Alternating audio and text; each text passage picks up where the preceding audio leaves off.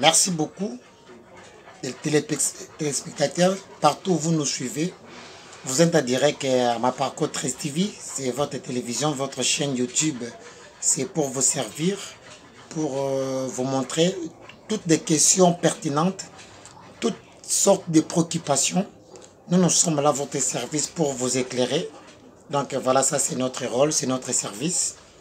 Il est vrai que nous sommes une entreprise de la construction. Et par rapport à ce que c'est le travail en construisant les maisons de nos clientèles, on a constaté qu'il y a un problème lié à la documentation des titres fonciers et autres. Et c'est par rapport à ça, nous voulons porter à la connaissance de tous nos clients, de tous les téléspectateurs ou de tous les diasporas congolaises partout où nous vous suivez. Nous voulons quand même éclairer ce que c'est la documentation pour les titres fonciers.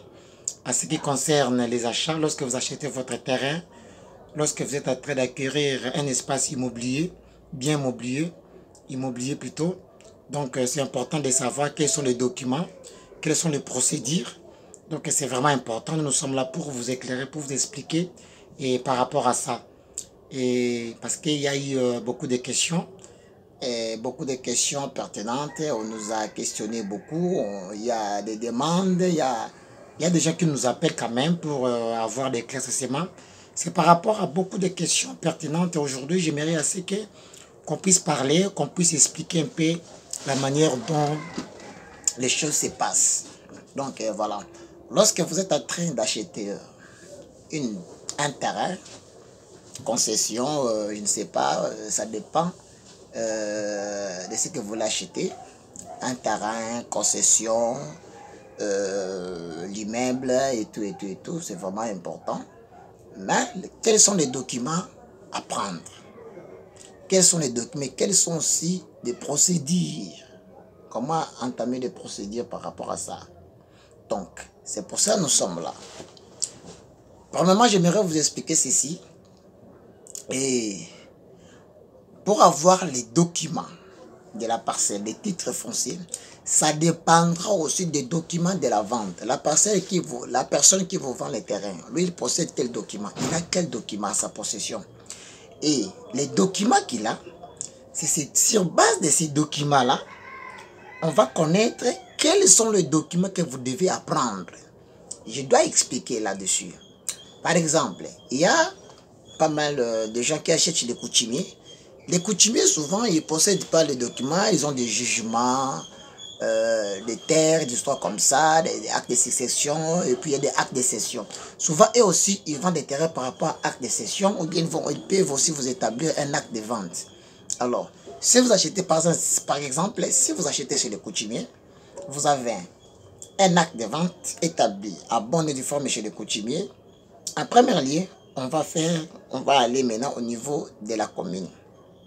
Au niveau de la commune pour avoir la fiche parcellaire, l'attestation d'occupement parcellaire. Donc voilà, ça c'est en premier lieu. C'est vraiment important. Alors, mais si vous achetez chez quelqu'un qui possède déjà un terrain, et puis qu'il a déjà les documents, par exemple, alors vous voulez maintenant, vous achetez, et puis vous voulez maintenant faire, vous allez faire ce qu'on appelle la mutation. La mutation, ça veut dire quoi? Vous enlevez les noms du vendeur pour mettre les noms de l'acheteur. Ça c'est important. Alors, et c'est par rapport au document que lui, il vend à quel document? S'il vend, il possède une fiche parcellaire, vous allez faire la mutation. Là, c'est au niveau de la commune. Donc, la fiche parcellaire, ça va tomber caduque. Et puis, on va vous établir une autre fiche parcellaire avec la question d'équipement parcellaire, des PV de constant de lieu et tout. C'est vraiment important. Alors, maintenant, si vous achetez chez quelqu'un qui a un contrat de location, là aussi, il y a... Je pense qu'il y a beaucoup de questions par rapport au contrat de location parce qu'il y a beaucoup de gens qui me demandent, mais monsieur Makwala, mais comment vous dites les contrats de location? Mais moi j'ai acheté ma parcelle, comment si je peux avoir un contrat de location parce que je ne loue pas? Oui, la parcelle vous appartient, c'est votre parcelle, vous achetez la parcelle, mais le sol ne vous appartient pas. Le sol appartient à l'État. Donc c'est pour cela que l'État vous donne le document qu'on appelle contrat de location. ce qu'on appelle le document de question. On appelle ça contrat de location. Alors, et les contrats de location, si quelqu'un a les contrats de location, vous achetez. Pour faire la mutation, là, ce n'est plus au niveau de la commune, mais ça au niveau du cadastre. Le cadastre, c'est au ministère des Affaires foncières. Des Affaires foncières, ça se passe là-bas. Alors, vous allez faire la mutation pour enlever le nom du vendeur pour mettre le nom du propriétaire. Et tous les démarches doivent être accompagnés avec l'acte de vente. Comme je dis souvent, il est aussi important de légaliser l'acte de vente. C'est vraiment important. C'est vraiment important.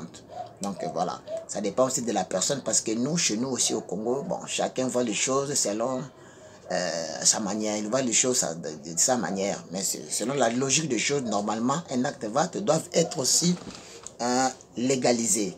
Donc voilà, pour qu'on puisse avoir aussi la valeur juridique. C'est important. Donc voilà. Et après, faites la mutation. Alors, et là, je donne d'abord les procédures pour faire la mutation. Donc, comment ça se passe. Donc, voilà. Et puis, je dois entrer puis en profondeur pour bien expliquer ce qui se passe en réalité. Donc, et puis, si vous achetez un bien mobilier, quelqu'un qui vend, il a ce qu'on appelle un certificat d'enregistrement. Là aussi, c'est au niveau des cadastres que vous devez faire la mutation. De faire la mutation pour enlever le nom de l'ancien occupant. Donc, les documents en question, ça va tomber caduc. Et puis, ils vont vous vendre. Donc, on va vous établir un autre document à votre nom propre, le nom de l'acheteur. Donc, voilà, c'est vraiment important. Alors, qui a droit de vendre? Ça aussi, c'est important. C'est très capital aussi. Donc, voilà. J'aimerais expliquer bien là-dessus. Par exemple, chez nous ici au Congo, on sait bien que l'État peut vendre les terrains. L'État vend les terrains. Et puis, il y a les coutumiers qui vendent les terrains parce que ce sont des biens ancestrales. Et sur base de ça, ils ont le droit de vendre.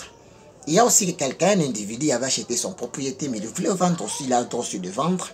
Alors, ce qui est important de connaître, la personne qui veut vendre, il possède quel document? C'est important. Parce que le nom de la personne qui est habilitée de vendre doivent être figurés dans les documents, les titres de propriété.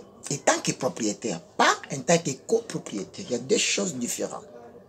Donc là aussi, nous devons maîtriser ça. Donc voilà. Alors, le propriétaire a droit de vendre. Mais si le propriétaire n'est pas sur place, il peut être un étranger, il peut être je ne sais pas où. Alors, la personne qui va lui représenter, que ce soit son fils, que ce soit, dès que le papa est vivant, le fils n'a pas le droit de vendre. Là, si le papa veut mandater quelqu'un pour faire la vente, il va faire ce qu'on appelle une procuration spéciale.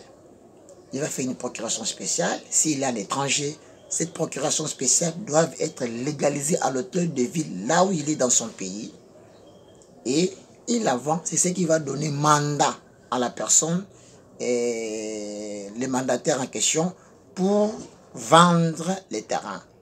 C'est ainsi que vous verrez qu'il y a beaucoup de gens qui vont acheter les parcelles, ils ont acheté un bien immobilier, il vient, il commence à porter des modifications, il construit à un moment donné, et le propriétaire vient, non, moi je ne connais pas, tu vas acheter chez mon fils, mais on va lui chercher, donc c'est comme ça, et ça se passe comme ça. Donc c'est important d'abord de connaître la personne qui vend, et s'il est habilité. Si le papa n'est plus là, il est mort, il a laissé le fils, il a laissé, je ne sais pas, le fils, le fille, etc. S'ils sont au nombre de 12, 15, 20, ça dépend de la taille de la famille. Alors, tous ces enfants-là, ils n'ont pas droit aussi de vendre. Mais pour qu'ils vendent, il faut qu'il y ait un document qu'on appelle un protocole d'accord. Donc, c'est-à-dire quoi? Il y a toute la famille, tous les enfants du défunt vont se mettre autour d'une table pour dire que non, voilà, eh bien, nous, la famille telle, nous avons consenti pour vendre notre bien immobilier. Ils font un protocole d'accord, ils signent, chacun met sa signature, ça doit être légalisé aussi à l'hôtel de ville. Donc voilà. Et lorsqu'ils vont se mettre ensemble pour faire les protocoles d'accord, et par rapport à ça, par rapport à cet accord-là, ils vont maintenant choisir un liquidateur. C'est le liquidateur qui a maintenant qui auront droit de vendre. Il est liquidateur. Donc voilà, ça se passe comme ça. C'est vraiment important. C'est vraiment important. Donc, voilà. Alors, s'il s'est fait que il y a les héritiers qui sont là, par exemple, ils sont ici à Kinshasa, il y a d'autres qui sont ailleurs, qui sont à l'étranger. Et même la personne qui est là, s'il n'y a pas eu déjà un protocole d'accord, donc ils seront bloqués. Donc, pour vendre la parcelle, ça sera un problème. Bon, les autres héritiers qui sont à l'étranger, ils vont faire ce qu'on appelle les procurations spéciales pour envoyer, et tout, il faut légaliser, mettre tous les documents ensemble, et on puisse un peu avancer par rapport à ça. Donc c'est vraiment important, c'est vraiment important. Donc voilà, à ce qui concerne les achats, les mutations et tout, c'est vraiment important. Donc voilà, et je pense bien que le message est bien clair. Donc nous sommes vos serviteurs, nous sommes là pour vous servir pour toutes vos questions pertinentes. À ma connaissance, à notre connaissance, nous sommes là pour éclairer la diaspora tout entière, parce que là on trouve que la diaspora a un gros problème sérieux à ce qui concerne la documentation et tout, c'est vraiment important. En tout cas, merci beaucoup, on se voit très prochainement à la prochaine séance, nous sommes là pour vous servir.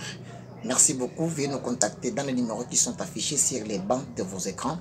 Nous sommes là à votre service. Merci, à très bientôt. Au revoir.